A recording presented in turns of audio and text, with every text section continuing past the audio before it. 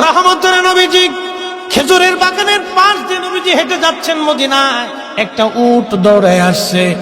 উট এসে আল্লাহর হাবিবের কদম মুবারকের সামনে পড়ে মাথা নিচু করে নবীজির কদমের মধ্যে মুখ লাগায় কাঁদতেছে।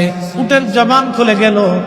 উট কাঁদে আর বলে, ইয়া রাসূলুল্লাহ, ইয়া হাবিবাল্লাহ, নবী গো, আপনার কদমে আমার আরজি। উট, কি জন্য তুমি কাঁদো? বলে, ইয়া রাসূলুল্লাহি, আমাকে শুধু মারে, আঘাত করে, কিন্তু খাদ্য দেয় না, কাজ বেশি বেশি করায়। এমন সময় পিছে পিছে ওই মদিনার সেই উটের মালিক দৌড়ায় আসছে। আল্লাহর নবী বললেন, ও উটের মালিক, তুমি কি উটের মালিক? বলে, হ্যাঁ ইয়া রাসূলুল্লাহ। তুমি কি তাকে খাবার কম দাও, কাজ বেশি করাও এবং মাঝে মধ্যে তারে পিঠাও? বলে, ইয়া রাসূলুল্লাহ, কি করে আপনি জানলেন? বলে, উট এসে তোমার বিরুদ্ধে আমার কাছে অভিযোগ পেশ করেছে। একবার জোরে বলা যাবে কি আল্লাহু আকবার? বিশ্ববিখ্যাত আল্লাহর একজন ওলি ছিলেন, তার নাম হযরত মালিক ইবনে দিনার আল ইরাকি আল বসরি রাহমাতুল্লাহ আলাইহি। হযরত মালিক ইবনে দিনার তিনি প্রত্যেক বছরে মক্কায় হজ করার জন্য ইরাকের বসরা থেকে আসতেন। এক বছর তিনি হজে আসলেন, হজ শেষ করলেন। হজ শেষ করার পরে আল্লাহর দরবারে দোয়া করলেন, আল্লাহ, আপনি দয়া করে আমাকে জানান কার হজ হলো, কার হজ হলো না।